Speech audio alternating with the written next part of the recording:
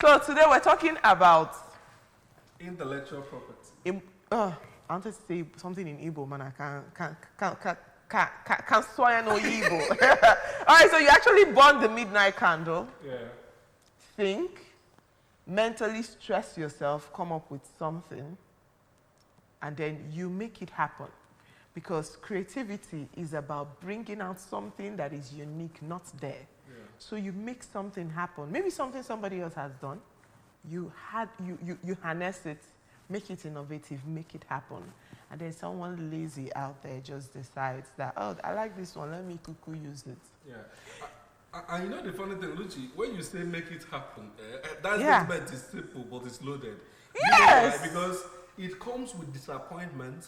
Yes. Let me say for someone who's a writer, you've met several publishers and they say no.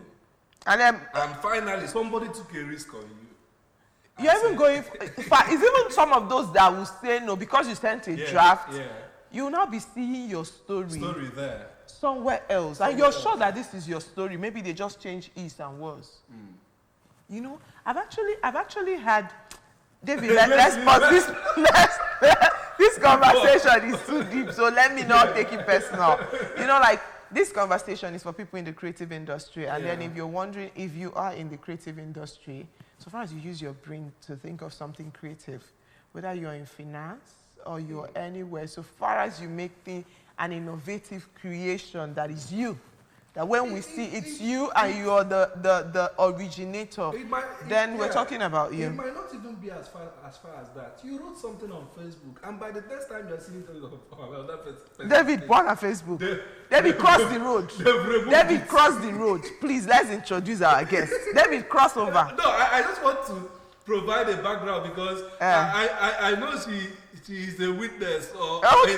Crossover. So today, our guest today is a creative, a content creator. In fact, when it comes to creativity, she is vast. Yeah. I'll give her that. That's why I'm happy she's here. So our guest this morning is, in fact, she's family. Oh! Yeah. So she's actually family. I'm talking about Rejoice Chiamaka Nyameka. Rejoice, you're welcome back. Thank you. You know why I went to that Facebook party? She's a photographer. And her pictures will be wonderful and you just copy. You know, okay, so Rejoice, actually, before we start, I want to say something that someone told me when I told them our topic for this morning and told them you were the guest. I said, oh, our topic this morning is about intellectual property protection in Nigeria. Yeah. And then Rejoice is coming, and the person said, oh, you know, Rejoice actually started this dance. Ooh. Yeah, someone said, he said, there's this dance, Rejoice danced for her former boss. He said, now everybody is claiming the dance. You get? So I was like, okay, I made the right choice. So Rejoice, I want to ask, how is it being a creative in Nigeria? Generally, how is it being a creative? Do you think we are appreciated enough? No, we are not. We are not, especially the fact that someone will take your work. Ordinary to appreciate you or to even tag you will be a problem. So it will look like your midnight candles, what you did before creating that, it's in vain. In fact, some persons, okay, you talked about the dance, right? Yeah. Nice. Okay, so you know the dance in question. I do. Can you imagine that someone was looking for my name because the first video I released, I didn't watermark it with my name. So someone took it, posted it, and then someone was asking, who is this girl in picture that they want to reach out to me? And then they gave the person another person's number. And you know what that means? Of course, you will get to see who you called, and probably when the person showed up, I wasn't the person, and the person continued to look for me. Finally, for that dance? Yes. Wow. Found my contact. I was like, I have been looking for your contact, and they've been giving me the wrong. And I was like, why? Why? Like, I have created this. My face is obviously there. Ordinary, not money, I'm not asking for money. Ordinary to say, that is the girl who did it. I said, but no, for now, for the appreciation. Yeah, appreciation, because sometimes in the creative industry, your name going far is actually more important than the current money, right? Yes. Because when your name goes far, I danced, and maybe I didn't watermark, and they asked, who is this lady? And you say, oh, Rejoice and Emeka did it, and then tagged me. People who haven't seen the dance, even in 2 years to come, we see that. I've seen something like that someone posted on Facebook about someone tagged the person. That was 2020. We found the man, and then we paid a huge sum of money to, have him give us his service this year. So that's the importance of, tagging people. So, like you said, are we appreciated enough? We are not. Are we even appreciated at all? But let me... there are several thoughts in my mind, and it gives me concern. Now, let me use an instance. The Love from, what was this popular movie that trended a lot by Omoni Oboli? Okay, Love in Every Word. Love in Every Word. You remember the issue about intellectual property, about the guy whose videos were used without crediting her. And now, the side of the question I want to ask is, in this digital era, it is very easy to take somebody's video or even work without telling the person. Copy and paste is easy. And even the ones that are protected, there are apps for you to unprotect it. Now, there is this mindset that when you even speak up, now you copied my work. People will say, somebody will say, so it's... people say your own did not even trend. Your own did not even trend. It's this woman that made you. Now, I want you to come into that direction because this has a problem with different dimensions. Somebody is saying, I even gave you a platform. And when the platform, you didn't pay for it, you stole it practically. Another person is saying, I have an instance of someone who went to make up a celebrity and the celebrity refused to pay. Or even, it was a clothes, made a clothes for her. Okay, I remember and she didn't call her. When she now raised issues, the woman was like, I even brought you out. You should be happy. I'm wearing you. So how does it feel being a creative and finding yourself, because this is cultural, in that kind of cultural mindset? Seriously, when I listened to that, when I watched that video, right, I was just so disappointed. Like, someone took out their time to do work. Like, if I say it feels bad, it will just look like cliche, feel bad. But I want people to understand the depth of, like, how the person will feel, spent time to create that clothes, for instance, and then they tag another person. Yeah. Or even worst of it, saying that, okay, we're giving you a platform, like no trend is a bad trend and all of that. Like, it feels like it reduces someone's self-worth. Like, yes, it does reduce self-worth because you feel that what you're doing, like, no one is seeing it, it's unimportant. So, like, it doesn't add up at all. I've been in a situation where someone told me that, because you're in a corporate setting, you cannot own your intellectual property. You get, some people will say that, let me say you're a graphics designer, for instance, and then you design for ABS, and they say, because you're designing inside ABS, you cannot say it is David that designed this thing. Or, you are a presenter, that you cannot say it is, how do I put it? Like, let me say, the dance you did, for instance. I heard you did it for your former boss, right? Musicians will say, because you did that dance while you were working, it is Rejoice that has this dance, you get. So I would like to know, do you think it's actually normal? Is it okay for us to, especially in Nigeria setting, because I've actually done works with foreign clients, and you see that they don't really have that time to say, because in Nigerian settings, some organizations feel because you work for them, you're their house girl. Yeah, I'm telling you, especially private sector. Some private sector feels, sometimes you see some of them in public sectors too. They feel that because you work for us, you're my house girl. Of course. Of course. So, if you like, create God, it is me that created it. Like, I've been in a setting where you do write-ups. And then when you're done writing, you write your boss's name. Yeah, because who are you? Who knows you? You get, you work for me. I've seen that a lot. You work for me. And then you create a sound. It's for me. So now, where I want you to come in is the fact that sometimes people intentionally, maybe because of financial gain or something, sign away their intellectual property. Like you're looking for this job and you're being employed as a makeup artist or maybe as a stylist, and the person employing you gives you something to sign, and when you're done signing, maybe you didn't even read through and you find out that, oh, I actually signed that whatever I create is owned by this person. You think it's justified? The fact that you're being paid for the job. Like if you employ somebody now, you're paying this person for the job.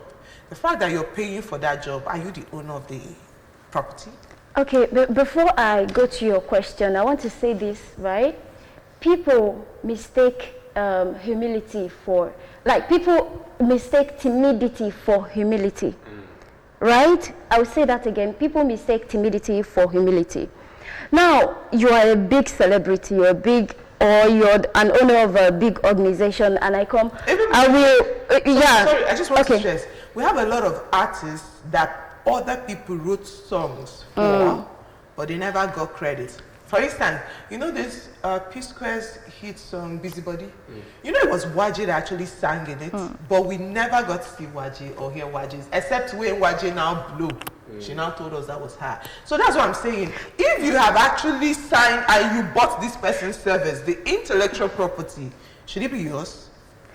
Yeah, that boils down to the fact from the signing. If you sign that it won't be yours, then it's not yours, right? That's why then it's yours. I'll come to that. Okay. That's why I said, like, the root cause of it is the fact that people mistake timidity for humility. Okay. They just come, they're just excited that, oh, I'm here. And then the, should I call it slavery? Maybe saying slavery mentality, or that mentality is still so deep into some persons. Even the bosses make you feel like it's a privilege for you to be here. So you have to dance to their tune. Then you as a creative, you forgot that they called you because you have something. Right? So you forgot that you actually have some. If you are nothing, they won't call you. If they don't need you, they won't call you. So you won't hold your side. Like, let me use pidgin, you don't go hold your side. Okay. But if you know what you have, that for anybody to call you first, that there is something. Not that I'm saying, I'm not encouraging pride, but you know your worth. That's aside. So if someone comes to an organization and you sign, that's why it's very important to read. You read through that this organization owns your creativity and all of that. Don't sign anything, so. Then the person owns it. But in a situation whereby you did not sign, you can still take up the case because the person does not own anything. Is the signing that, you know, makes it yes. There's a dimension to this when it comes to commercial law. I think not signing anything is even more dangerous.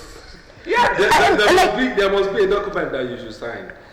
Either stipulating handing over the ownership or take. What I even want to ask, why I said not signing anything is that sometimes in typical African setting, people are overused. You might be employed as a secretary and your boss gets to find out that, wow, you're quite an innovative person, that you can also do graphics, you can write very well. The boss will now be tapping on that you're writing, the innovative part of you. Meanwhile, it's not what you were employed for. Yes. But you end up being the graphics designer, you end up being a video editor, you end up doing everything. You get, now you didn't sign those aspects.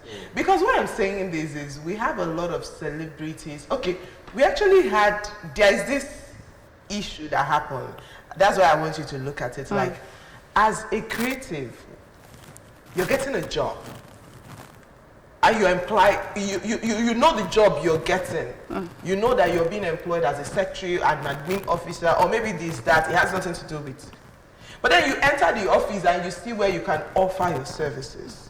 What I want to know is, do you own those services you're offering.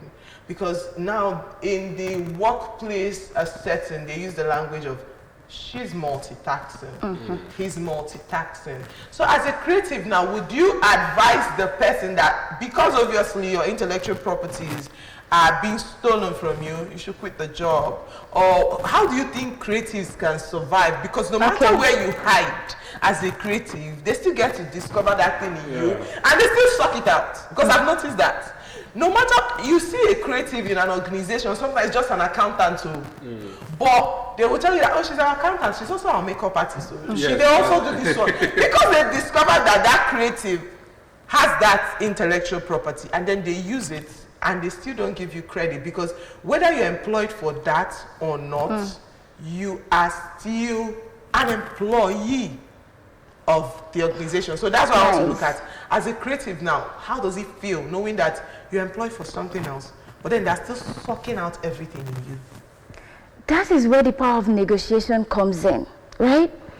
Like when I got to my new workplace, one thing I did was to study the employment letter very well.